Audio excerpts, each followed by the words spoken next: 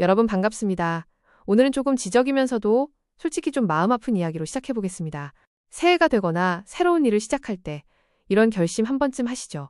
이번에는 진짜다. 내 100%를 다 써본다. 그래서 밤을 새워가면서 거의 작품 같은 기획안을 만들고 내 노하우와 열정과 에너지를 있는 그대로 다 꺼내 보입니다. 정말 빛을 내듯이 다 쏟아붓습니다. 그런데 결과가 어떻습니까? 와, 역시 최고다 라는 말 들으셨나요? 보통은 이거죠. 일 잘하시네? 그럼 이것도 좀 부탁드릴게요. 일이 끝나는 게 아니라 계속 늘어납니다. 무한 반복입니다. 이런 경험 다들 한 번쯤 있으시죠? 비즈니스도 비슷합니다. 계약을 따고 싶어서, 진심을 보여주고 싶어서 내가 가진 것들을 다 공개합니다. 노하우도 보여주고, 구조도 설명하고, 거의 속까지 다 보여줍니다. 우리는 솔직합니다 하면서 빛을 냅니다. 그런데 시장은 그렇게 받아주지 않습니다. 오, 이 팀 편하겠네. 이런 반응이 나옵니다. 단가는 깎이고, 핵심은 빠져나가고, 결국 남는 건 피곤함입니다. 집에 돌아와 누워있으면 이런 생각이 듭니다. 내가 뭘 잘못했지? 진심도 다했고, 능력도 다 보여줬는데, 결과는 늘 비슷합니다. 왜 나는 열심히 할수록 더 힘들어질까? 이 현실적이고도 살짝 아픈 질문에 대해 2000년 전 사람들이 아주 강한 답을 줍니다. 신조차도 자기 빛을 아무데나 쓰지 않았습니다. 언제 켜고 언제 숨길지 정확히 알고 있었죠. 그 이야기를 지금부터 한번 같이 보겠습니다. 다음 화면 보시죠. 오늘 이야기의 배경은 탈무드 아가다입니다. 천지창조 첫날에 만들어진 빛에 대한 이야기죠. 여기서 흥미로운 질문이 하나 생깁니다. 첫째 날에 이미 빛이 만들어졌습니다. 그런데 해와 달과 별은 넷째 날에 나옵니다. 그럼 그 처음의 빛은 도대체 무엇일까요? 그리고 왜 우리는 지금 그 빛을 볼 수 없을까요? 이 질문에 대해 랍비 엘리에셀이 이렇게 설명합니다. 첫째 날의 빛은 세상 끝에서 끝까지 모든 것을 꿰뚫어보는 완전한 빛이었다. 쉽게 말하면 완벽한 통찰과 완벽한 에너지입니다. 그런데 신은 그 빛을 만들자마자 곧바로 미래를 봅니다. 그리고 문제 있는 인간들을 발견합니다. 홍수시대 사람들, 바벨탑 시대 사람들, 행동이 매우 파괴적으로 흐를 것을 보게 됩니다. 여기서 선택의 순간이 옵니다. 그 빛으로 심판할 수도 있고 억지로 바꿀 수도 있습니다. 그런데 그렇게 하지 않습니다. 그렇다고 그 빛을 그냥 세상에 풀어놓지도 않습니다. 결정은 단순합니다. 숨깁니다. 그 빛을 감춥니다. 준비되지 않은 존재들로부터 분리합니다. 그리고 에덴 동산에 따로 보관합니다. 나중에 쓸 사람을 위해 남겨둡니다. 이 장면이 굉장히 현실적입니다. 진짜 중요한 것은 아무 때나 꺼내지 않습니다. 아무에게나 주지 않습니다. 타이밍을 보고 사람을 봅니다. 신조차도 가장 가치 있는 것을 무방비로 드러내지 않았습니다. 빛을 숨긴다는 것은 도망이 아닙니다. 가치 보존입니다. 선택입니다. 그리고 주도권입니다. 언제 보여주고 언제 감추지 않은 힘입니다. 그렇다면 이제 질문이 남습니다. 이 이야기가 오늘을 사는 우리에게 어떻게 도움이 될 수 있을까요? 다음 화면에서 이어서 보겠습니다. 앞서 읽은 아가다의 핵심 구절을 다시 한번 천천히 들여다보겠습니다. 그분은 그들로부터 당신의 빛을 숨기셨다. 다가올 시대의 의인들을 위해서이다. 이 문장, 짧지만 굉장히 강합니다. 우리는 보통 이렇게 생각합니다. 선하게 살려면, 잘하려면 내가 가진 걸 계속 보여줘야 한다고 생각합니다. 24시간 풀가동입니다. 능력도 다 쓰고, 마음도 다 쓰고, 쉬지 않고 계속 비춥니다. 그런데 이 이야기의 결론은 조금 차갑습니다. 그렇게 다 비추는 게 꼭 성숙한 건 아니라는 겁니다. 오히려 반대일 수도 있습니다. 아무리 좋은 빛이라도 그걸 감당 못하는 사람에게 막 던지면 어떻게 될까요? 잘 쓰는 게 아니라 망가집니다. 홍수 세대, 바벨탑 세대처럼요. 좋은 걸 주면 더 좋아지는 게 아니라 더 이상해질 수도 있습니다. 이때 문제가 되는 건 그 사람들이 아니라 타이밍을 안 본 쪽일 수도 있습니다. 신의 선택을 보시면 분명합니다. 그냥 참고 견딘 게 아닙니다. 완전히 주도권을 잡았습니다. 필요 없다고 판단되면 끊어버립니다. 빛을 빼버립니다. 그리고 안전한 곳에 따로 보관합니다. 이게 자발적 은닉이고 주도적 유보입니다. 말은 어렵지만 간단합니다. 보여줄지 말지 내가 정한다는 겁니다. 현대사회에서도 똑같습니다. 내가 부족해서 무시당하는 경우도 있지만 사실은 이런 경우가 더 많습니다. 상대가 준비 안 됐는데 내가 먼저 다 꺼낸 경우입니다. 너무 빨리, 너무 많이 보여준 겁니다. 그래서 결론이 하나 나옵니다. 존엄하게 살고 싶다면 첫 번째 기술은 이겁니다. 다 쓰는 기술이 아니라 아껴 쓰는 기술입니다. 숨길 줄 아는 힘입니다. 타이밍 보고, 사람 보고, 내가 결정하는 것. 이게 경계선의 지혜입니다. 이제 이 개념을 가지고 우리 삶 전체로 한번 확장해 보겠습니다. 다음 화면 보시죠. 이제 방향이 좀 보이시죠? 이 빛을 숨기는 기술을 가지고 우리가 어디까지 갈 수 있는지 한번 따라가 보겠습니다. 5단계로 나눠서 보겠습니다. 먼저 개인입니다. 왜 우리는 하루 종일 일하고 나면 먼지처럼 털려서 집에 가는지, 왜 에너지가 계속 새는지, 이 스위치를 어떻게 조절하는지 보게 됩니다. 다들 이런 날 있죠. 아무것도 안 했는데도 너무 지친 날. 그 이유가 여기 있습니다. 다음은 가족입니다. 특히 부모 역할입니다. 사랑이라는 이름으로 다 해주고 계시죠. 근데 그게 또 문제일 수 있습니다. 다 해주는 게 사랑일까요? 아니면 조금 남겨두는 게 사랑일까요? 생각보다 답이 쉽지 않습니다. 세 번째는 경제입니다. 기업 이야기입니다. 좋은 아이디어로 시작했는데 왜 대부분 망할까요? 열심히 해서 망하는 경우도 꽤 많습니다. 이유는 하나입니다. 줄 건 주고 숨길 건 숨기는 균형이 무너졌기 때문입니다. 네 번째는 국가입니다. 공공의 영역입니다. 다 같이 쓰는 건데 항상 누군가는 더 가져갑니다. 그 구조를 어떻게 막을 수 있을지 시스템 이야기가 나옵니다. 마지막은 인류 전체입니다. 미래 이야기입니다. 지금 다 써버릴 건지 아니면 남겨둘 건지. 이건 선택의 문제입니다. 아주 현실적인 선택입니다. 이 5가지를 쭉 지나가고 나면 마지막에 한 번 더 정리합니다. 플라톤, 셰익스피어까지 등장합니다. 조금 거창해 보이지만 결국 하나입니다. 우리는 어디까지 보여주고 어디서 멈출 것인가. 자, 이제 첫 번째로 들어가 보겠습니다. 개인 이야기입니다. 다음 화면 보시죠. 개인 내면에서 우리가 던져볼 질문은 아주 간단합니다. 왜 우리는 몇 번 칭찬 들으면 바로 풀가동이 될까요? 왜 그렇게 열심히 하고 나면 늘 녹초가 될까요? 회사에서 이번 것도 역시 김 대리가 해줘야죠. 이런 말 한 번 들으면 갑자기 책임감이 폭발하죠. 몸이 힘든 것도 있고 끝까지 갑니다. 근데 결과는 늘 비슷합니다. 내가 더 힘들어집니다. 여기서 아까 이야기를 떠올려 보시면 좋겠습니다. 신은 상황을 보자마자 바로 판단했습니다. 그리고 필요 없다고 판단되면 바로 빚을 감췄습니다. 이게 중요합니다. 감정으로 반응한 게 아니라 기준으로 행동했다는 겁니다. 쉽게 생각해 보겠습니다. 스마트폰을 하루 종일 밝기 100%로 쓰면 어떻게 될까요? 처음엔 잘 보입니다. 근데 금방 배터리 닳습니다. 발열 올라옵니다. 결국 수명 줄어듭니다. 우리도 똑같습니다. 매 순간 밝기 100%, 에너지 100%로 살면 버틸 수가 없습니다. 남이 좋아한다고 계속 켜두는 건 배려가 아니라 과부하입니다. 타인의 요구, 무례한 태도, 과한 부탁, 이런 상황이 왔을 때 중요한 건 하나입니다. 내가 조절할 수 있느냐입니다. 여기서 필요한 게 스위치입니다. 켤지 끌지, 내가 선택하는 힘입니다. 이건 기분 문제가 아닙니다. 과학적으로도 맞는 이야기입니다. 로이 바우마이스터가 말한 자아고갈 이론이 있습니다. 의지력은 무한이 아닙니다. 쓰면 줄어듭니다. 계속 쓰면 결국 바닥납니다. 실제 연구에서도 비슷한 결과가 나옵니다. 타인의 요구를 계속 받아주고 경계선을 못 지킨 사람들, 상당수가 번아웃을 겪습니다. 반대로 상황을 보고 조절하는 사람들은 회복이 훨씬 빠릅니다. 똑같이 일해도 덜 무너집니다. 결국 정리하면 이겁니다. 가장 중요한 에너지는 아무데나 쓰는 게 아닙니다. 나를 존중하는 관계, 제대로 된 일에 써야 합니다. 그 외에는 과감하게 줄여야 합니다. 필요하면 꺼야 합니다. 그게 나를 지키는 방식입니다. 다음 화면 보시죠. 두 번째는 가족 이야기입니다. 특히 부모 입장에서 보면 더 와닿습니다. 요즘 이런 고민 많습니다. 다 해주는데 왜 아이가 더 약해질까? 더 챙겨주는데 왜 스스로 못할까? 부모 입장에서는 최선을 다합니다. 아이가 심심해하면 바로 해결해줍니다. 필요할 것 같으면 먼저 준비해줍니다. 좋은 것들은 미리 다 줍니다. 근데 여기에도 문제가 있습니다. 아까 이야기에서 왕을 떠올려 보시면 좋겠습니다. 왕은 보물을 가지고 있었지만 바로 주지 않았습니다. 숨겼습니다. 이유는 간단합니다. 아직 준비가 안 됐기 때문입니다. 만약 준비 안 된 상태에서 다 줘버리면 어떻게 될까요? 제대로 쓰는 게 아니라 오히려 망가질 가능성이 큽니다. 아이가 감당 못하는 걸 먼저 가지면 결과가 항상 좋지는 않습니다. 쉽게 예를 들어보겠습니다. 이제 막 기초 배우는 아이한테 갑자기 대학 수준 문제집을 주면 어떻게 될까요? 공부가 되는 게 아니라 흥미부터 떨어집니다. 그냥 종이 묶음 됩니다. 중요한 건 순서입니다. 준비가 된 다음에 주는 것, 이게 핵심입니다. 그래서 진짜 사랑은 다 주는 게 아니라 기다리는 겁니다. 지금 안 주는 것도 선택입니다. 이게 쉬워 보이지만 가장 어렵습니다. 당장 해주고 싶은 마음을 참는 거니까요. 그런데 이게 실제로 효과가 있습니다. 마시멜로 실험, 다들 들어보셨죠? 조금 기다리면 더 많이 받을 수 있다는 실험입니다. 여기서 중요한 건 결과입니다. 기다릴 줄 알았던 아이들이 이후에 훨씬 좋은 결과를 보였습니다. 공부, 건강, 삶의 안정성까지 전반적으로 차이가 났습니다. 결국 부모가 해줘야 하는 건 하나입니다. 다 채워주는 게 아니라 기다리는 힘을 만들어주는 것. 지금 안 주는 선택이 나중에 더 크게 돌아옵니다. 정리해보면 이겁니다. 사랑은 넘치는 게 아니라 조절되는 겁니다. 보물을 미리 다 쏟아붓는 게 아니라 필요할 때 줄 수 있도록 지키는 것. 부모가 그렇게 중심을 잡고 있을 때 아이도 스스로 설 수 있는 힘을 배우게 됩니다. 다음 화면 보시죠. 이제 시선을 조금 넓혀서 시장과 비즈니스 이야기로 넘어가 보겠습니다. 이쪽에서는 훨씬 더 처절한 질문이 나옵니다.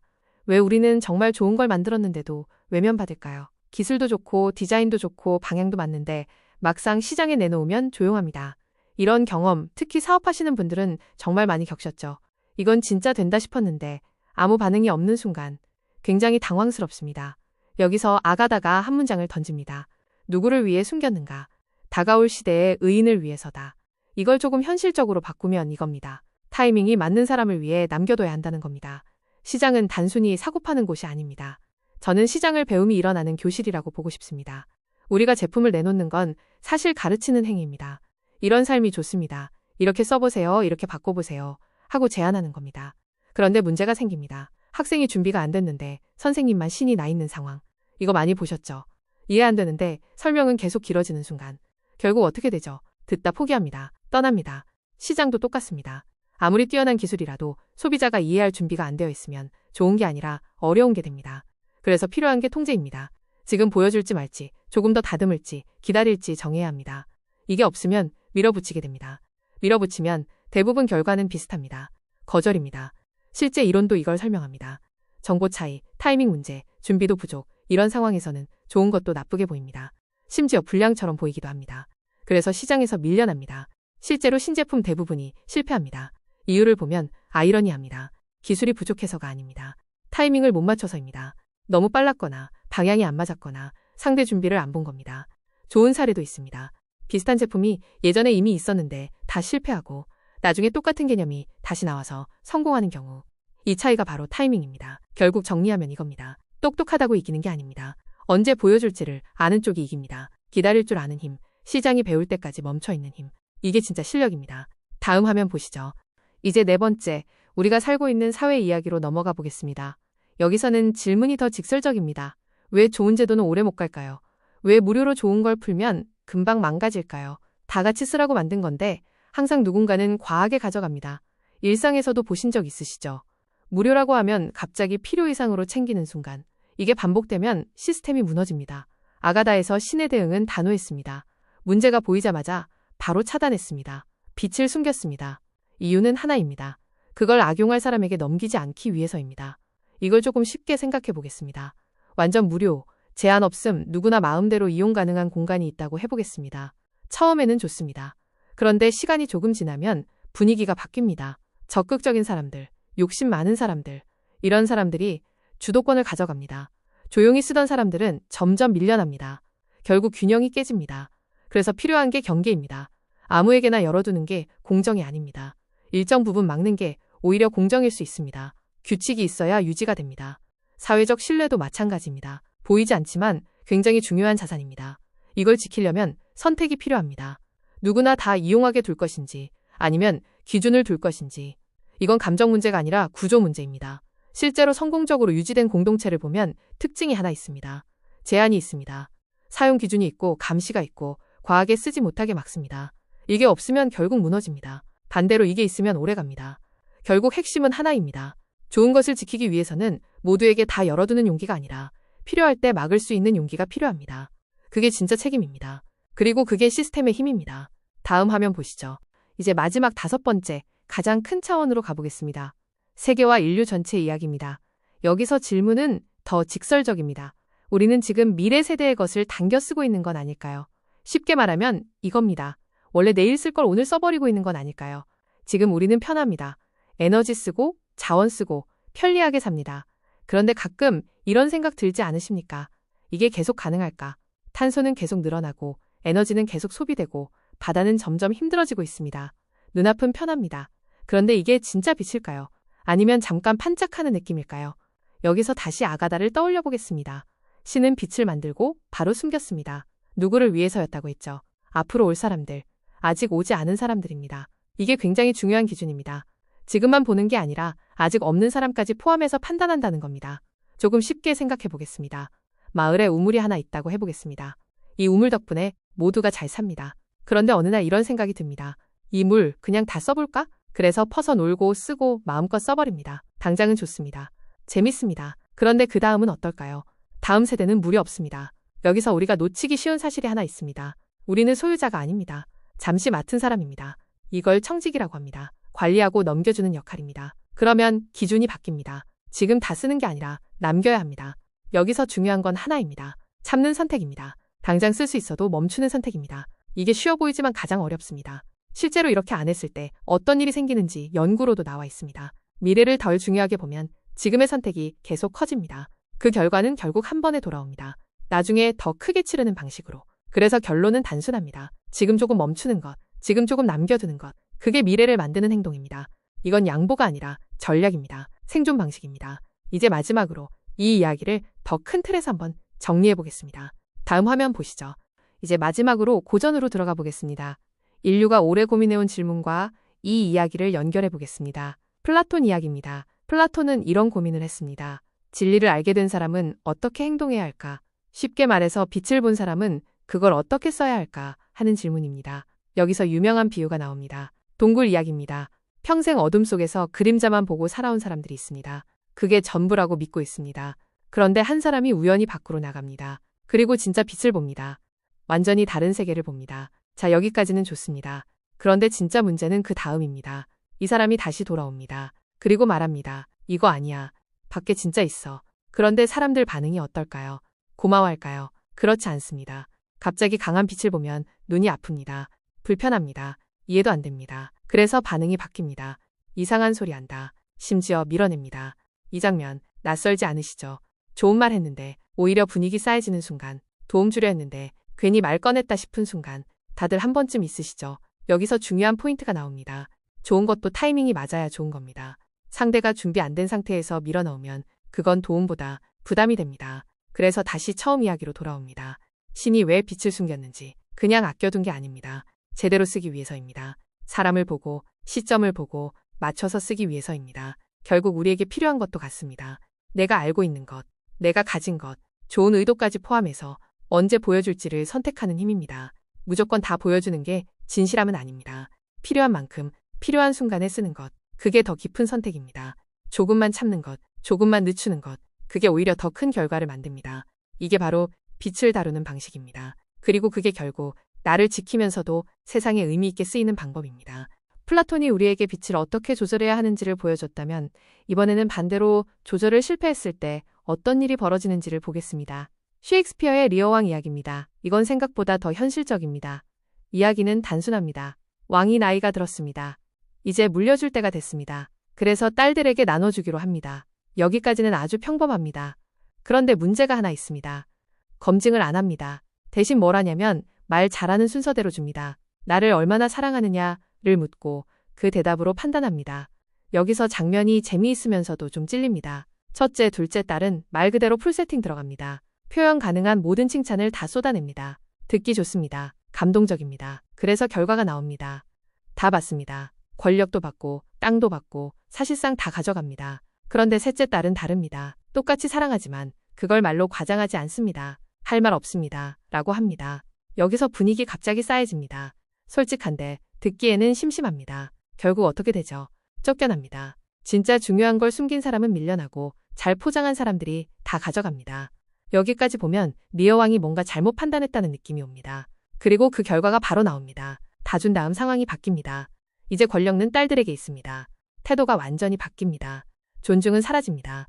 오히려 무시가 시작됩니다. 결국 왕은 버려집니다. 폭풍우 속으로 내쫓깁니다. 이 장면이 굉장히 상징적입니다. 너무 빨리, 너무 많이 내어준 결과입니다. 준비 안 된 상대에게 다 넘긴 결과입니다. 결국 리어 왕은 깨닫습니다. 하지만 이미 늦었습니다. 여러분, 이 장면 낯설지 않으시죠? 내가 가진 걸 다 보여줬는데, 돌아오는 건 기대와 전혀 다를 때, 진심을 다 썼는데, 오히려 가볍게 취급당할 때, 이게 바로 같은 구조입니다. 그래서 이 이야기가 주는 메시지는 분명합니다. 다 주는 게 미덕이 아닙니다. 타이밍 없이 주는 건 위험합니다. 숨길 줄 아는 힘이 없으면 결국 나를 지킬 수 없습니다. 내 에너지, 내 능력, 내 진심까지 포함해서 이것을 언제 보여줄지 결정하는 것. 그게 바로 나를 보호하는 방식입니다. 그렇지 않으면 우리는 계속 비슷한 상황을 반복하게 됩니다. 직장에서, 관계에서, 일에서 계속 같은 패턴이 생깁니다. 그래서 핵심은 하나입니다. 보여줄지 말지 내가 정해야 합니다. 그 선택을 남에게 맡기면 안 됩니다. 그게 바로 존엄을 지키는 시작입니다. 다음 화면 보시죠. 이제 마지막으로 오늘 내용을 한 번에 정리해 보겠습니다. 오늘 우리는 꽤 긴 길을 왔습니다. 고대 이야기에서 시작해서 과학, 경제, 철학, 문화까지 다 지나왔습니다. 그런데 다 돌고 나면 결론은 의외로 단순합니다. 개인 이야기부터 다시 보면 우리는 에너지를 무한처럼 쓰고 있었는데 사실은 그렇지 않았습니다. 쓰면 줄어듭니다. 그래서 조절이 필요했습니다. 가정에서는 다 해주는 게 사랑인 줄 알았는데 사실은 기다리는 힘이 더 중요했습니다. 지금 안 주는 선택이 결국 더 크게 돌아온다는 점이었습니다. 시장에서는 좋은 것만으로는 부족했습니다. 타이밍이 맞아야 했습니다. 준비된 사람에게 준비된 순간에 보여줘야 효과가 있었습니다. 사회에서는 모두에게 열어두는 게 공정이 아니라 지키기 위한 제한이 필요했습니다. 그래야 오래 유지가 됐습니다. 그리고 인류 전체로 보면 지금 다 쓰는 게 아니라 남겨야 한다는 선택이 필요했습니다. 지금 편하다고 다 써버리면 결국 다음이 없어지기 때문입니다. 마지막으로 플라톤과 셰익스피어까지 보면 더 분명해집니다. 진실도 타이밍 없이 던지면 거부당합니다. 그리고 모든 걸 한 번에 내어주면 결국 무너집니다. 그래서 오늘의 핵심을 한 문장으로 정리하면 이겁니다. 내 능력을 계속 켜두는 건 성실함이 아니라 방전일 수 있습니다. 필요한 순간에 켜는 것, 그게 더 중요한 선택입니다. 내 안에 있는 가장 중요한 것들은 항상 풀로 꺼내놓을 필요가 없습니다. 오히려 잘 숨겨야 더 오래 갑니다. 제대로 쓰입니다. 결국 이건 기술이 아니라 태도입니다. 언제 보여주고 언제 멈출지 아는 태도. 그게 쌓이면 결과가 달라집니다. 마지막으로 한 가지만 기억하시면 됩니다. 내 빛은 내가 지켜야 합니다. 아무데나 쓰는 게 아니라 쓸 곳에 써야 합니다. 그게 나를 지키고 결국 더 크게 쓰이는 방법입니다. 끝까지 함께 해주셔서 감사합니다.